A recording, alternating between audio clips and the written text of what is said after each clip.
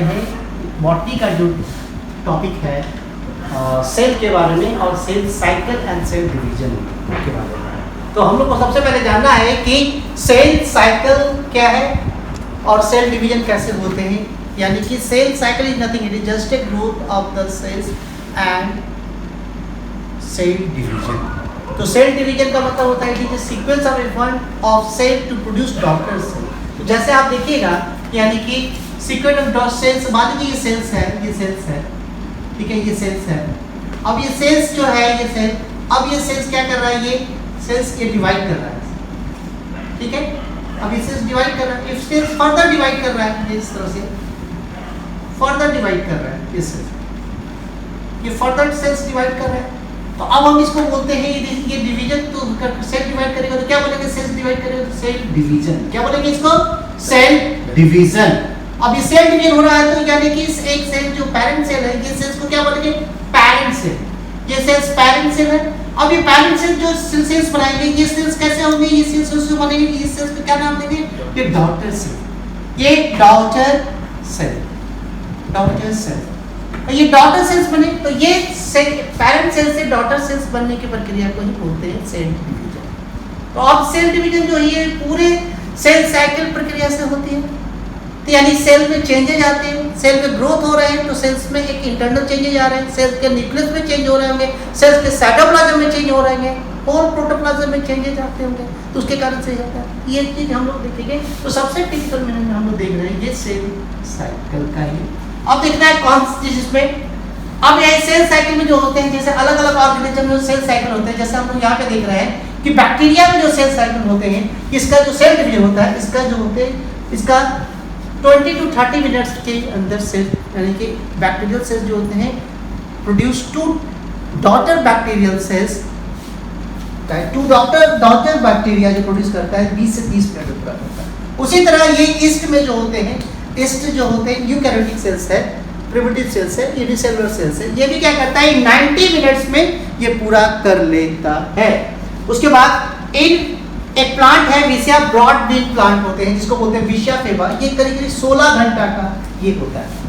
और ह्यूमन में जो होते हैं, मैमल्स में जो होते हैं, ये 24 घंटे का ये सेल साइकिल होते हैं। तो ये सेल पूरी प्रक्रिया, तो ये वेरियस, ठीक है, चाहे varies from organism to organism होती है। तो ये सेल के बारे में हम लोग जानेंगे, सेल्स कैसे डिवाइड करता है। तो सेल डिवीजन, तो सेल डिवीजन जो आप आते हैं उसमें सेल साइकिल में 2 फेजेस आते हैं। कितने आते हैं, 2 फेजेस। 2 फेजेस में एक जो आता है जिसका नाम होता है इंटरफेज और दूसरा होते हैं माइटोसिस और मेयोसिस, ठीक है। अब ये इंटरफेज जो होते हैं ये डिवाइड रहता है सब फेजेस में। किस में रहता है, सब फेजेस में, सब फेजेस में। और सब फेजेस जो होते हैं उसमें जो रहते हैं, एक क्या है, ये आपका सब फेजेस में आते हैं जिसमें G1 फेज जिसको बोलते हैं गैप 1 फेज, ये गैप 1 फेज है। दूसरा S फेज तो इसको बोलते हैं synthetic phase, synthetic phase, synthetic phase. और ये G2 फेज है तो इसको बोलते हैं गैप 2 फेज। क्या बोलते हैं, गैप 2 फेज। अब ये फेज है देखिए। उसके बाद जो फेज आते हैं, जो उसके सबसे जो लास्ट में जो फेज आते हैं जिसको बोलते हैं माइटोसिस। और माइटोसिस में जो होते हैं ये या मियोसिस होते हैं। तो माइटोसिस और मियोसिस में जो से, अब माइटोसिस जो होते हैं, अगर माइटोसिस की बात करेंगे, यहाँ पे माइटोसिस की बात करेंगे तो माइटोसिस जो होते हैं एक तरह का इक्वेशनल डिवीजन होता है। कैसा है, इक्वेशनल डिवीजन, इक्वेशनल डिवीजन। अब ये इक्वेशनल डिवीजन कैसा है, जैसा सेल्स डिवाइड कर रहा है। अब ये सेल्स, एक सेल्स, फिर ये सेल्स डॉटर सेल्स, ठीक है, ये फिर ये डॉटर सेल्स के डिवाइड कर रहा है, ये डॉटर सेल्स डिवाइड कर रहा है, ये सेल्स ये। अब ये सेल्स जो है मान लो कि ये डिप्लॉयड सेल्स है, 2n का मतलब डिप्लॉयड। अब ये डिप्लॉयड सेल्स है यानी कहने का मतलब डिप्लॉयड सेल्स का मतलब 2 सेट ऑफ क्रोमोसोम यहाँ पर रहेगा। कितना सेट, 2 सेट्स ऑफ क्रोमोसोम्स रहेंगे यहाँ पे।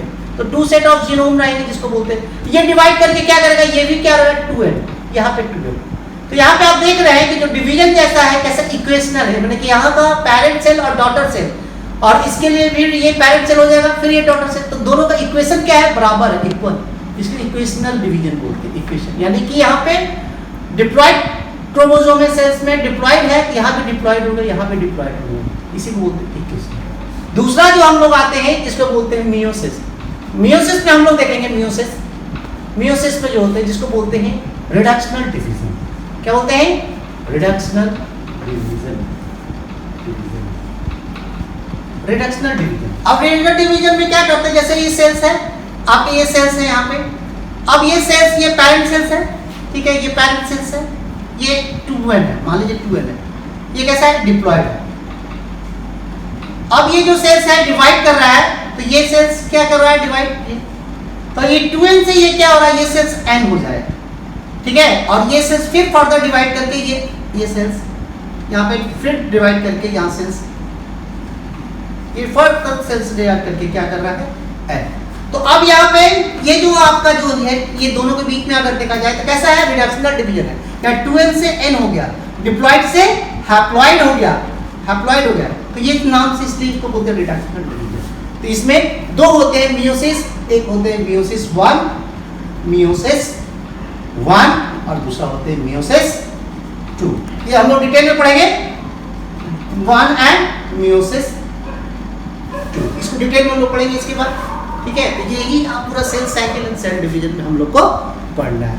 तो सेल डिवीजन में सबसे पहले डिवीजन, जैसे हम लोग cell, we are multicellular organism, तो सेल्स क्या करते हैं कि हम लोग मेटाजोन्स में आते हैं, प्लांट मेटाफाइटा में आते हैं, यानी कि मल्टीपल सेल्स होते हैं। इसी तरह डिवीजन हुआ होगा, डिवीजन होकर सेल्स मल्टीप्लाई किए होंगे। आप देख रहे हैं कि the main target, the main objective of cells to divide more and more cells, so more and cells aggregate together to form tissue, then organ system in animals, or in plant it's form the tissue system like a part of the plant like epidermis, cortex, hypodermis, endodermis, vascular bundle. These are the xylem and phloem with other tissues it differentiated to form. तो आप ये से जब लोग जानते हैं plant में animal में होते हैं। अब हम लोग को देखना है, यहाँ पे हम लोग देखते हैं कि यहाँ पे जो सेल्स होते हैं, यहाँ पे अब हम लोग को यहाँ पे फोकस करना है, यहाँ पे हम लोग को फोकस करना है, देखिए यहाँ पे हम लोग को फोकस करना है कि आपके ये जो सेल्स होते हैं, ये आपके हम लोग अलग अलग करके ये इंटरफेजेस के बारे में, तो इंटरफेजेस के बारे में हम लोग अलग अलग पढ़ना है। तो ये हम लोग सेल साइकिल बताया है, ये सेल साइकिल है विशिया फेवा, ठीक है, विशिया फेवा में ये 16 घंटा का ये सेल साइकिल चल रहा है। ये 16 घंटा का सेल साइकिल में ये सेल 16 घंटे में से ये अलग अलग हम लोग करके देखेंगे। तो सबसे पहला जो होता है जीवन फेज, जो जीवन फेज क्या बोलते हैं इसको, जीवन फेज के हम लोग बताए थे। यहाँ पे हम लोग देखेंगे, इसका कुछ लिखेंगे, इसको बोलेंगे, ठीक है, गैप 1 फेज। क्या बोलते हैं इसको? Gap 1 phase. पहला पॉइंट हो गया यहाँ से कुछ।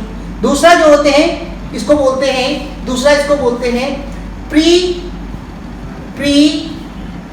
DNA synthesis phase. क्या बोलते हैं? Pre DNA synthesis phase, pre DNA synthesis phase, ठीक है।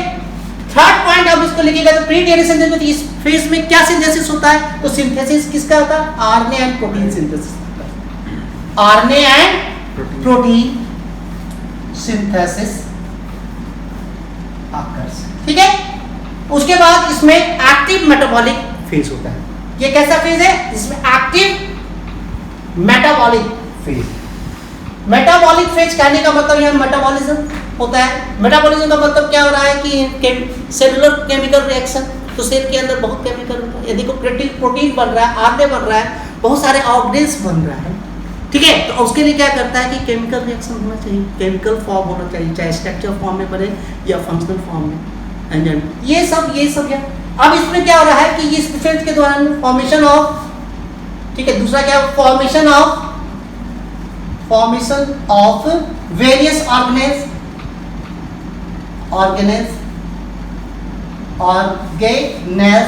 ये जो ऑर्गेनेल्स जो होते हैं, जो organelles mitochondria, endoplasmic reticulum, Golgi body, ये सब जो और भी ऑर्गेनेल्स जो होते हैं, वेरियस ऑर्गेनेल्स जो होते हैं, ये आपके, ठीक है, इसी फेज में आपकी फॉर्मेशन होती है। ये हुए। अब हम लोग को देखना है एक पॉइंट कि क्या है कि ये जो है इसका जो टाइम ड्यूरेशन है कितना होगा। ये टाइम ड्यूरेशन जो इस फेज का है, ये टाइम ड्यूरेशन जो है करीब करीब ये 5 आवर्स, कितना है? 5 आवर्स, ठीक है, 5 आवर्स है। और इसका जो है ये ऑक्यूपाइंग टाइम जो है ऑक्यूपाइंग एरिया, कितना एरिया ऑक्यूपाई करता है पूरे सेल्स का? करीब 50 to 60%। कितना? 50 to 60%। तो दीज आर द पॉइंट्स है आपके, इस पॉइंट्स को आपको ये जानना है। इस सेल्स का ये सबसे पहले ये है, ठीक है, ये जीवन फेज दो। और ये जीवन फेज से एक फेज और जाता है, आप लोग देखो, उसको बोलते हैं Z0 फेज। G0 फेज को क्या बोलते हैं? Z0।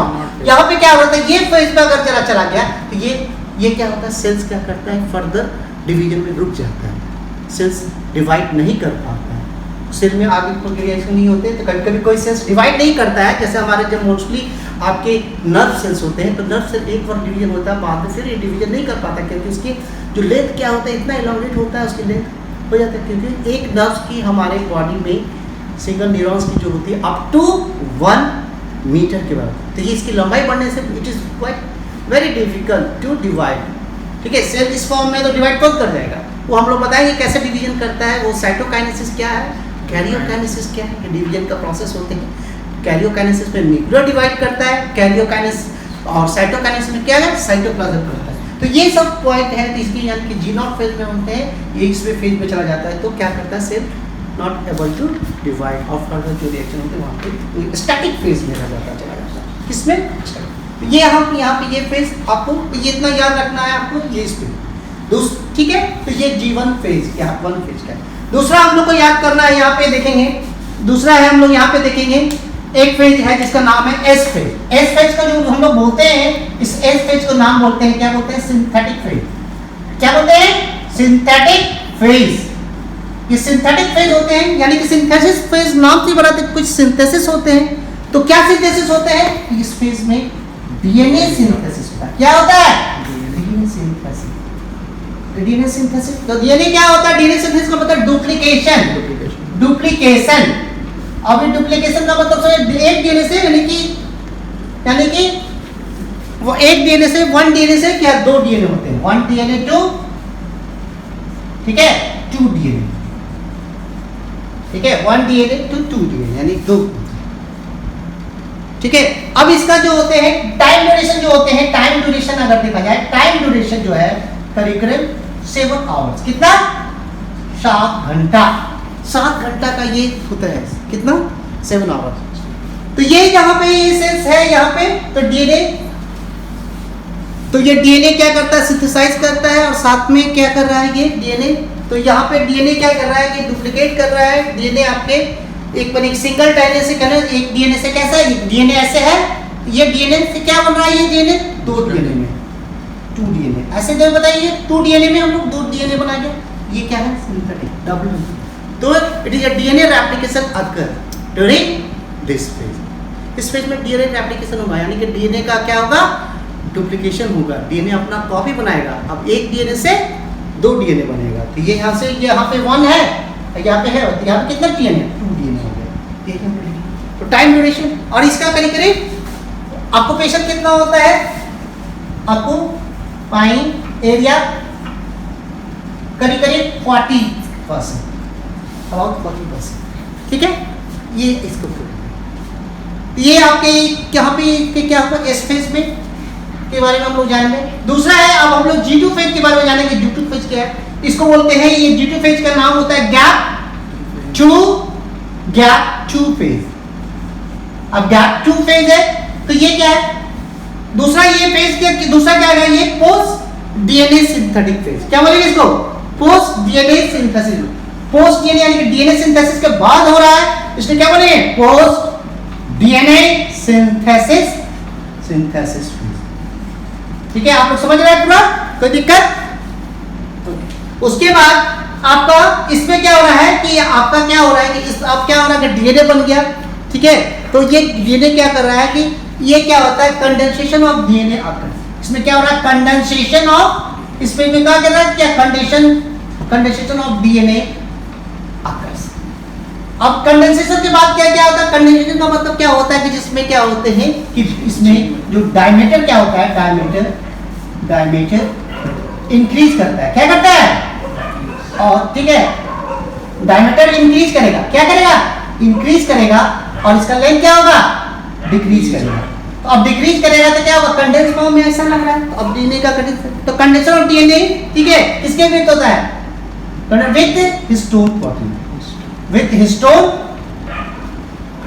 प्रोटीन, किसके हिस्टोन प्रोटीन, टू फॉर्म क्या करेगा, टू फॉर्म क्रोमैटिन स्ट्रक्चर, क्या बनाएगा, क्रोमैटिन स्ट्रक्चर। अभी क्रोमैटिन स्ट्रक्चर भी बन गया, देखिए क्रोमैटिन स्ट्रक्चर बन गया, क्रोमैटिन, तो यानी कि यहाँ पे ये डीएनए जो है ऐसे करके ये डीएनए इस तरह से, अब ये डीएनए क्या हो रहा है, इस तरह से डीएनए इस तरह से कंडेंसेशन हो रहा है। अब ये जो डीएनए आप देख रहे हो, ये डीएनए ये कंडेंस हो गया, ये डीएनए ये क्या है, ये स्ट्रक्चर क्या बोलेंगे इसको, तो ये क्रोमैटिन क्या बोलते हैं, this is called chromatin, chromatin. अभी क्रोमैटिन स्ट्रक्चर बन गया ये, और यहाँ पे देखेंगे इसका टाइम कितना होता है, टाइम ड्यूरेशन अगर बात करेंगे तो कितना हो जाएगा, इसका टाइम ड्यूरेशन कितना हो जाएगा, ये टाइम ड्यूरेशन करीब करीब इसका 3 आवर्स, कितना 3 आवर्स, और ऑक्यूपाइंग कितना है 32, ऑक्यूपाइंग, ठीक है 32 40% पूरे सेल साइकिल का, ये 30%। समझ में आ रहा है आप लोग को। अब हम लोग को देखना है यहाँ पे, ये तो हमारा G1 phase, S phase, G2 phase ये हो गया, इस फेज में क्या क्या होते हैं, ठीक है, कितनी घंटा लगता है, आवर्स लगते हैं, ये भी हम लोग जानेंगे। उसके बाद हम लोग एक फेज देखते हैं जहाँ पे नाम आता है ये M फेज, जिसको क्या बोलते हैं, ये सबसे ये फेज है, क्या बोलते हैं, M फेज। M फेज ये शॉर्टेस्ट फेज है, कैसा है फेज है,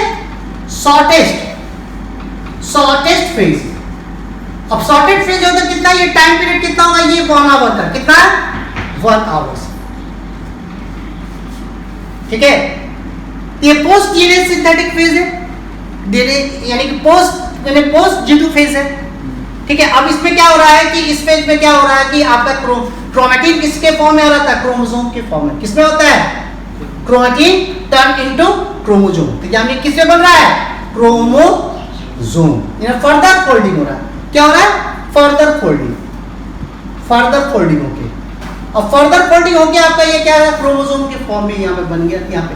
अब ये फेजेस सब डिवाइडेड है, किसमें फेजेस है, सब डिवाइडेड है फेजेस, एक है पहला group phase, second metaphases, M for beta, third anaphases, उसके बाद T, और उसके बाद साइटोकाइनेसिस, ठीक है, साइटोकाइनेसिस।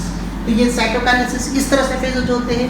तो ये माइटोसिस, M फेजेस या मियोसिस होगा, उसमें भी अलग अलग डिवीजन होंगे। तो ये इक्वेशनल डिवीजन होगा, तो उसमें प्रोफेज, बेटाफेज, एनाफेज, टेलोफेज, साइटोकाइनेसिस होते हैं। तो ये पूरे फेज होके सेल्स क्या करते हैं, तो ये यहाँ तक जो है, ये इस फेज में, ठीक है, एक तो एक ग्रोथ फेज हो रहा है, ग्रोथ हो रहा है, चेंजेज हो रहा है, चेंजेज के मतलब यानी डिवीजन करने के लिए एक प्रिपरेशन किया जा रहा है, डीएनए यानी कि न्यूक्लियस को डिवाइड करने और सेल्स को डिवाइड करने के लिए क्या हो रहा है, पूरी सामग्री तैयार किया जा रहा है, उसको क्या क्या रॉ मटेरियल चाहिए, क्या क्या उसमें चेंजेज आना चाहिए। तो ये पूरी प्रक्रिया उसके आरएनए, डीएनए, ठीक है, उसके कंटेंट, सेलुलर कंटेंट्स और ऑर्गेनिज लेवल पे पूरी चेंजेज हो रहा है। उसके बाद ये सेल्स के पूरी जो यहाँ पे क्या था, एक्चुअल डिवीजन कहाँ हो रहा है, सेल्स का एक्चुअल डिवीजन कहाँ हो रहा है, एक्चुअल डिवीजन जो बोलेंगे सेल्स के यहाँ हो रहा है। यहाँ पे जो सेल्स हो रहा है, डिवीजन हो रहा है, यहाँ पे 2 प्रोसेस हो रहा है, किससे 2 प्रोसेस हो रहा है। एक प्रोसेस जो बोल रहे हैं जिसका नाम है, एक प्रोसेस का जिसका नाम है, ये जो 2 प्रोसेस है, तो एक प्रोसेस जिसका नाम है, ठीक है, एक है कैरियोकाइनेसिस और दूसरा है साइटोकाइनेसिस। यानी कि यहाँ पे न्यूक्लियर कैरियोकाइनेसिस का मतलब होता है न्यूक्लियर डिवीजन, कैरियोकाइनेसिस का मतलब क्या हो रहा है, न्यूक्लियर डिवीजन, न्यूक्लियर डिवाइड कर रहा है, यानी न्यूक्लियर में चेंजेज आ रहे हैं। अब क्या चेंजेज आएंगे न्यूक्लियस में, तो हम लोग पूरी माइटोसिस में देखेंगे। दूसरा साइटोकाइनेसिस में क्या हो रहा है, साइटोप्लाज्म डिवाइड हो रहा है, साइटोप्लाज्म डिवाइड। तो अब साइटोप्लाज्म कैसे डिवाइड करते हैं, ये पूरी प्रक्रिया आप लोग देखेंगे कि साइटोकाइनेसिस प्रोसेस कैसे होते हैं, उससे क्या होते हैं, कैसे सेल्स डिवाइड करके 2 डॉटर सेल्स में होगा। तो हमारा ये ऑब्जेक्टिव था, यही टारगेट था, यही गोल था कि सेल कैसे डिवाइड करते हैं। तो ये हम लोग बहुत ही इंपॉर्टेंट टॉपिक है, ये सेल जो सेल स्ट्रक्चर जो है उसमें सेल साइकोलॉजी में जो सेल उसमें इम्पोर्टेंस जो आपका ये लेक्चर है cell cycle and cell division, ये एनसीईआरटी में अलग से टॉपिक आपका दिया गया है। और ये अलग से टॉपिक देने के कारण क्या है, ये बहुत ज़्यादा यहाँ से क्वेश्चन आते हैं। तो ये आपके ये सेल साइकिल हमने दिए। तो आपके जो आपके प्रॉब्लम कॉर्नर है, प्रॉब्लम फाइंडिंग है, प्रॉब्लम फाइंडिंग जो है आपके कहाँ से आ सकते हैं, तो आप ये सकते हैं कि ये आपके यहाँ से जो हमने चार ये दिए हैं कि सब सेल्स के जो आपके अलग अलग जो होते हैं कि ऑर्गेनिज्म टू ऑर्गेनिज्म वैरी करता है। तो बैक्टीरिया में सेल साइकिल का कितना आवर्तन होता है, कितना है, यानी कि यहाँ पे मिनट में हो रहा है, यानी कि सेल डिवीजन हर 22, 25 या 30 के बीच में बैक्टीरिया में डिवाइड हो जाता है। इसमें आपका यहाँ से कितना हो सकता है, यहाँ से पूछ सकता है ह्यूमन में सेल साइकिल का कितना ड्यूरेशन होता है, तो ये आपको जानना है। सेल साइकिल में कैसे सेल डिवीजन कर रहे हैं, तो डॉक्टर से उसमें भी आपके क्वेश्चन यहाँ से आते हैं। सब फेजेस में क्या है, तो सब फेजेस में क्या है, तो है यहाँ पे और एस फेजेस क्या है, तो सब फेजेस में आपको हर क्वेश्चन से हमने पॉइंट बनाया है। पॉइंट बनाने से क्या हो रहा है, पॉइंट बनाने से क्या हो रहा है कि हम आपसे सब क्वेश्चन आपको प्रोसेस कर लोगे, तुरंत कर लोगे। इसी क्वेश्चन से आप पूरा नीट के लिए जितने भी है आप इसमें टाइम मैनेजमेंट आपका देखो आप सीख जाओगे कि कितना कम समय में कितने कंटेंट को और कंटेंट को कैसे सिस्टमैटिक करके सीक्वेंस करके और कितना जल्दी हम लोग क्वेश्चन है। तो यहाँ पे देखिए गैप फेजेस बोलते हैं इसका। यहाँ से दूसरा क्वेश्चन आपका ये बोलेगा कि given phase is post DNA synthesis phase, ठीक है, post RNA synthesis phase, pre RNA synthesis phase और प्री डीएनए सिंथेसिस, ऐसे करके क्वेश्चन दे सकता है। दूसरा आरएनए, इसमें क्या होता है, इसमें में क्या होता है, तो घटना क्या होती है, सबसे पहले आरएनए प्रोटीन से मिलता है। इसमें which one is the active metabolism phase of cell cycle, तो उसमें आप G1, G2, S none of these देगा, आप लोग मान लोगे, ठीक है। तो यहाँ पे फॉर्मेशन ऑफ इसमें ऑर्गेनेल्स जो होते हैं वेरियस ऑर्गेनेल्स का फॉर्मेशन क्या इसी से इसी गैप में होता है, G1 फेज में, ये भी आप जान लोगे। अब यहाँ से क्वेश्चन दे सकता है कि अगर किसी का दिया जा रहा है, तो अगर इस विषया सेवा के केस में दिया 16 आवर का सेल साइकिल है, तो उसमें G1 फेज का कितना टाइम होगा, उसमें तीसरा कोई उसके नेक्स्ट क्वेश्चन आपके दो उसका ऑक्यूपाइंग एरिया कितना करता है, इससे तो देखिए यहाँ पे 7-8 क्वेश्चन आपके निकल गए। या फिर वहाँ पे दूसरा क्वेश्चन एस फेज सिंथेसिस, इसमें क्या हो रहा है, इसमें मेनली क्या होता है, डीएनए सिंथेसिस हो रहा है और टाइमिंग कितना ले रहा है, 7 से 7 आवर, कभी कभी 6 से 8 लगता है, एवरेज 7 आपका। तो यहाँ पे ये अब ये डीएनए के क्या हो रहा है, डुप्लीकेशन हो रहा है, तो डुप्लीकेशन का मतलब जो रेप्लिकेशन प्रोसेस होता है इसी में होता है, ठीक है। और कितना घंटा ले रहा है, ये 7 घंटा ले रहा है। तो ये क्वेश्चन यहाँ से हो रहे हैं। उसके बाद आपका ये गैप 2 से यानी कि विच वन, ये पोस्ट डीएनए सिंथेसिस से आएगा कि कौन सा फेजेस में आते हैं, तो G1, G2, S none of this ऐसे रहेगा, ठीक है। उसके बाद इसमें क्या हो रहा है, कंडेंसेशन हो रहा है। कंडेंसेशन का मतलब क्या हो रहा है कि folding of DNA with histone, इसमें क्या हो रहा है, कंडेंसेशन फेज ऑफ डीएनए, ठीक है, विथ हिस्टोन प्रोटीन, यानी कि डीएनए क्या कर रहा है, डीएनए प्लस हिस्टोन।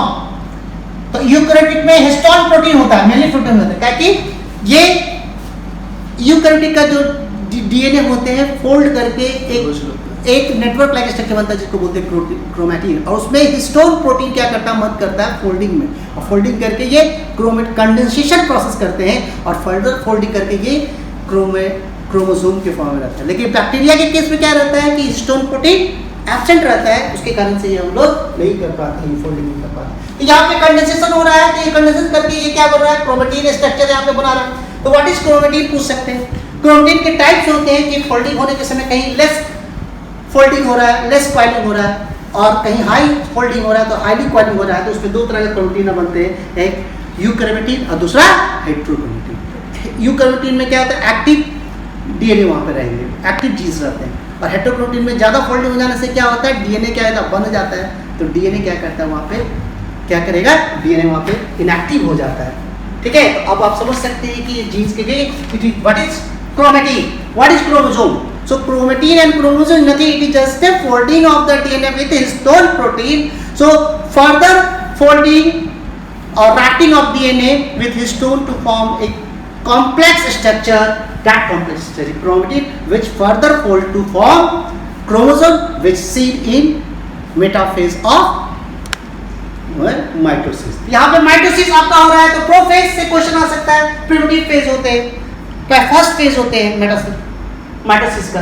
मेटाफेज में होते हैं कि यानी कि इस पे क्रोमोसोम का पोजीशन देखा जाता है कहाँ पे है, ये यहाँ पे क्रोमोसोम का मूवमेंट देखा जाता है, ठीक है, कहाँ से कहाँ जा रहा है। उसके बाद ये क्या होता है, सेपरेशन होते हैं। इसमें ये कि न्यूक्लियस दो भाग में डॉटर न्यूक्लियाई के रूप में बनना शुरू होते हैं और साइटोकाइनेसिस प्रक्रिया शुरू हो जाती है यहाँ से, ठीक है। ये चीज़ हम लोग देखते हैं। तो अब साइटोकाइनेसिस प्रक्रिया कैसी है, साइटोकाइनेसिस में क्या होते हैं, एनिमल्स में साइटोकाइनेसिस कैसे होते हैं, प्लांट में क्या होता है। तो प्लांट में प्लेट सेल प्लेट बनता है और इस एनिमल में एनिमल फर्रो बनते हैं। तो ये सब हम लोग डिटेल ये प्रक्रिया हम लोग सबको क्या करेंगे, हम लोग पूरा इसका माइटोसिस का नेक्स्ट टॉपिक में हम लोग माइटोसिस और मियोसिस में, ठीक है। आज हम लोग यही रखते हैं। आप लोग का कॉर्नर सेक्शन प्रॉब्लम सेक्शन से हम लोग हमेशा सबसे निकालना यही रहता है, सबसे यही है, यही तरीका है कि आप जो भी कंटेंट आप पढ़ते हैं, कंटेंट से उससे क्या सीखते हैं, कहाँ से आप क्वेश्चन निकाल सकते हैं और कितना स्मार्ट तरीके से पढ़ सकते हैं। स्मार्ट तरीके पढ़ने का मतलब होता है कि हम टाइम मैनेजमेंट को कैसे करते हैं, टाइम को कितना रिड्यूस करते हैं और करके हम कितना परफेक्ट होते हैं, कितना कॉन्फिडेंस बनता है, क्रिस्टल क्लियर किसी चीज़ को कैसे देख पाते हैं। ये पूरा cell cycle and cell division. अगला हम लोग माइटोसिस एंड मियोसिस को, ठीक है। चलिए आप लोग लाइक कीजिए इसको, वीडियो आपको अच्छा लगा है, लेक्चर अच्छा लगा है, कंटेंट अच्छा लगा है, प्रॉब्लम पार्टिंग अच्छा है, सब्सक्राइब कीजिए और आप लोग शेयर भी करें, बेल आइकन दबाइए। आप लोग को अगर करेंगे तो आप लोग को उस वीडियो जो भी मेरा नेक्स्ट वीडियो बनेगा आप लोगों को तुरंत आपके उसकी जानकारी आपको मिल जाएगा बेल आइकन के थ्रू। तो आप लोग हम हमेशा आप लोग के लिए वीडियो बना रहे हैं, अभी जूलॉजी तक बना रहे हैं, जूलॉजी अब हम लोग बॉटनी से भी घुस गए हैं। बॉटनी में बहुत इंपॉर्टेंट टॉपिक है और यहाँ से क्वेश्चन। चलिए, थैंक यू।